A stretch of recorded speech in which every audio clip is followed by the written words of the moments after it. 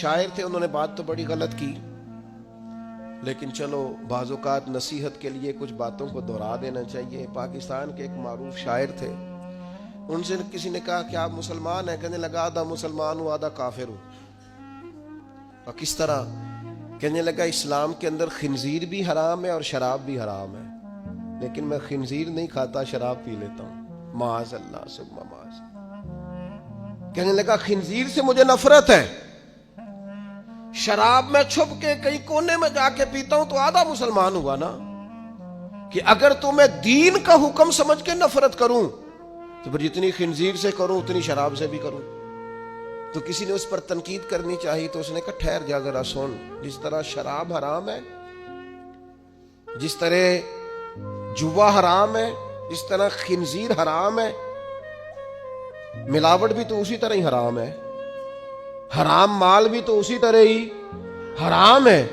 یہ کیسی تمہارے نفس کی خواہش ہے کہ خنزیر نہیں کھاتے؟ کہتے ہیں کہ کسی علاقے میں ایک آفیسر تھا, تو وہ سب حرام مال اکٹھا کرتا تھا, تو کوئی کسی کی ضرورت ہی نہیں تھی اس سے بات کرنے کی. تو ایک بوڑھی اماں تھی, وہ بڑی حق بات کہنے کا مزاج رکھتی تھی, تو ان کی مرغی مر گئی. تو اس کے گلے پہ چھری چلا کے نا, تو اس آفیسر کے گھر دے آئی دیسی مرغی. تو وہ شام کو شکریہ ادا کرنے آ گیا, کہنے لگا اماں کمال کر دیا, دیسی مرغی تو کوئی کسی کو دیتا ہی نہیں. کہنے لگے بیٹے نہیں, کمال والی بات نہیں, مر گئی تھی.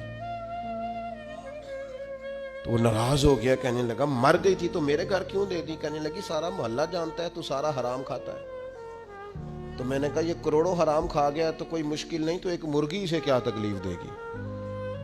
تو اللہ نے اس کے دل میں بات ڈالی, اس کو اثر ہوا, وہ رونے لگا. کہنے لگا بات تو ٹھیک کر رہی ہے, کروڑوں روپیہ حرام کا آئے تو وہ چونکہ نفس پسند کر رہا ہے تو وہ ٹھیک ہے, اور ایک مرغی صرف چھری نہیں چل سکی, مر گئی, تو اس سے الٹی آ رہی ہے, کہہ رہی ہے کیا مطلب ہے اس کا؟ وہ ہمارے ایک دوست ہیں, وہ کہتے ہیں ہمارے زمانے میں لوگ اس طرح کے پرہیزگار ہیں کہ ایک شخص کو ایک نیا جوتا مل گیا کہیں گرا ہوا, اس نے اس کا مالک ڈھونڈنا شروع کیا. کسی کا نیا جوتا گر گیا سڑک پہ, تو ڈھونڈتا رہا, ایک پیر تھا, ڈھونڈتا رہا, وہ کس کا ہے بھائی, کس کا ہے؟ تھوڑی دیر آگے جا کے اسے اس کا دوسرا پیر بھی مل گیا. پھر اس نے مالک ڈھونڈنا چھوڑ دیا. پہلے وہ نیک تھا, کیونکہ ایک جوتا تھا نا, پہن نہیں سکتا تھا. جیسے ہی اسے اتنی تکلیف کی بات ہے امت مسلمہ, نفس کی خواہش کو خدا بنا لیا, جو تیری طبیعت میں آئے. ویسے ماں باپ کو تو وقت نہیں دے سکا, ویسے اگر تجھے کہا جائے کہ ماں باپ کی طرف سے کسی یتیم بچے کا خرچہ اٹھا لے, وہ تو نہیں اٹھا سکتا. تیرے ماں باپ چلے گئے, ان کی وجہ سے تو کسی غریب بہن بھائی سے تعاون کر تاکہ ماں باپ خوش ہوں, یہ سالے ثواب, وہ تو نہیں کر سکتا. دیکھیں چیلم پہ 50 پکیں گی, جو کہ پتہ چلے نا برادری کو کہ جناب نے چیلم کیا. یہ نفس کی خواہش کو خدا بنا لی.